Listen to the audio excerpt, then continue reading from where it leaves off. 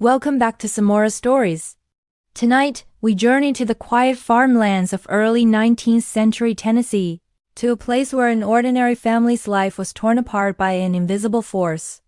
This is a story that terrified an entire community, baffled investigators, and even frightened a future president.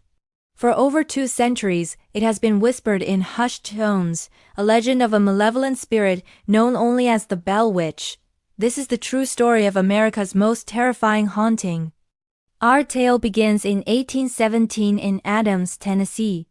John Bell, a prosperous farmer, had settled with his wife, Lucy, and their children on a sprawling 320-acre property. They were a respected church-going family, living a peaceful life carved out of the American frontier. But that peace was about to be shattered. And it started subtly. One evening, while inspecting his cornfield, John Bell encountered a bizarre creature. It had the body of a dog but the head of a rabbit. Startled, he raised his gun and fired, but the animal vanished into thin air, leaving no trace. He dismissed it as a trick of the light, but that night, the real horror began. The family was jolted from their sleep by strange sounds. A persistent scratching noise seemed to crawl along the outside walls of their log cabin. Then came a gnawing sound, as if rats were chewing on the bedposts. The next night, it grew bolder. Heavy thumps echoed from the ceiling, and the sound of chains being dragged across the floorboards filled the house.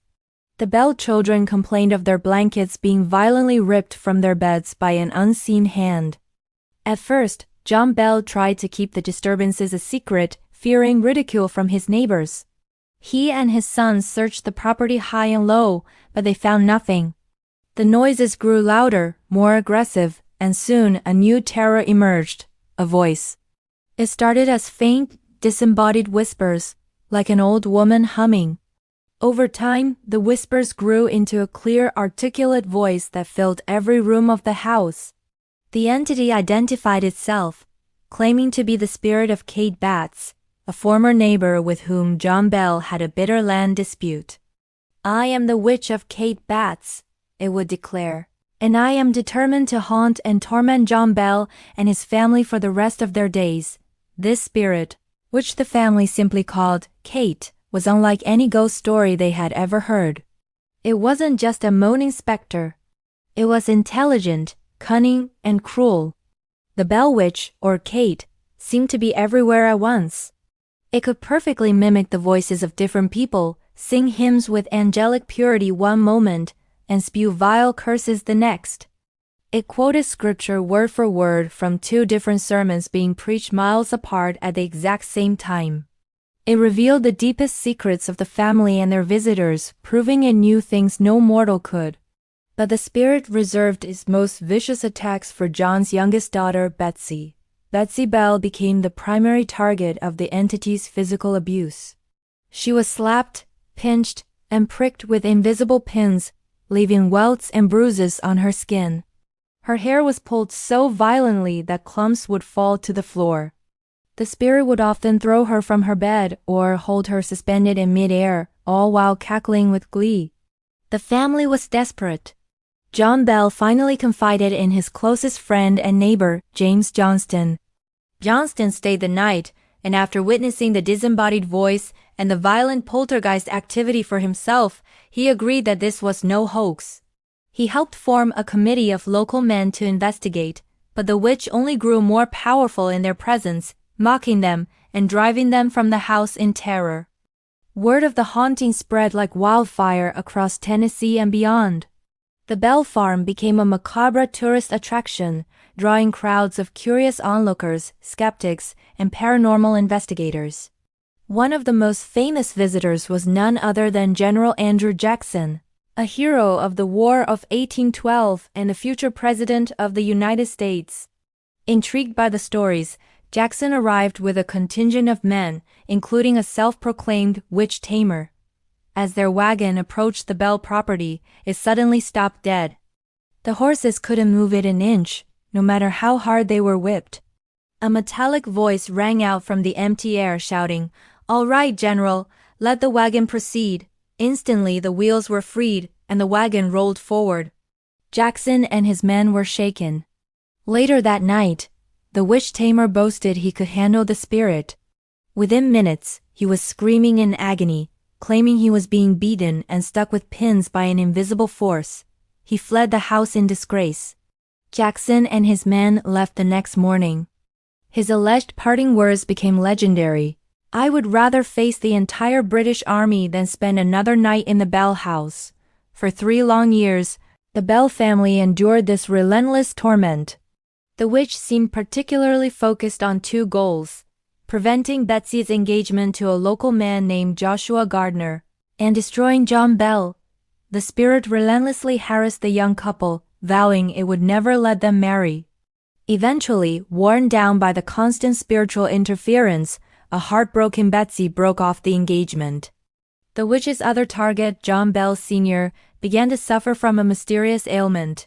His health rapidly declined. He experienced episodes of facial paralysis, difficulty swallowing, and debilitating seizures. The witch's voice would often taunt him during his suffering, gleefully shrieking about his impending demise.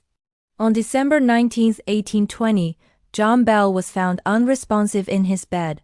The family could not wake him.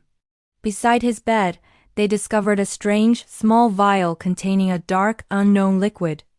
At that moment, the triumphant voice of the Bell Witch echoed through the house, shouting, "I gave old Jack a big dose of that last night, and it fixed him." To test the liquid, the family gave a drop to the farm's cat, which died almost instantly. John Bell passed away the following day. His death was officially attributed to his mysterious illness, but the family knew the truth. During his funeral, as mourners gathered to pay their respects, the witch's voice erupted from the trees, singing a body-drinking song, and laughing maniacally until the last shovelful of dirt was placed on the grave. After John Bell's death, the entity's activity began to subside. It announced to the remaining family members that it would be leaving, but promised to return in 7 years. True to its word, in 1828, the spirit reappeared, primarily interacting with John Bell Jr. This time its demeanor was different. It spoke calmly, discussing theology and making startlingly accurate prophecies about the future, including the American Civil War and both World Wars. After a few weeks, the witch bid him farewell and disappeared again, this time promising to return in 107 years in 1935. Whether it ever came back is unknown. The legacy of the Bell Witch, however, has never faded. The farm is long gone, but a nearby cave on the property, now known as the Bell Witch Cave, is said to be the place where the spirit took refuge. It remains a focal point for paranormal enthusiasts and thrill seekers. Visitors to the cave and the surrounding area have reported strange phenomena for generations: disembodied voices whispering in the woods, unexplained cold spots, shadowy figures, and the chilling sound of a woman's laughter carried on the wind. The Bell Witch haunting is one of the most thoroughly documented paranormal cases in American history, supported by numerous eyewitness accounts, including that of Richard Williams Bell, who published a manuscript titled Our Family Trouble. So, what really happened in that small Tennessee farmhouse 2 centuries ago? Was it a case of mass hysteria fueled by superstition? A clever and elaborate hoax perpetrated by the family or an outsider? Or was it, as the witnesses claimed, a genuine malevolent entity set on destroying a man and his family? The story of the Bell Witch leaves us with more questions than answers and serves as a chilling reminder that there may be forces in this world that we can't see, can't explain, and can't escape. What do you believe? Was Kate the vengeful spirit of a wronged woman, or something far more ancient and sinister? Let us know your theories in the comments below.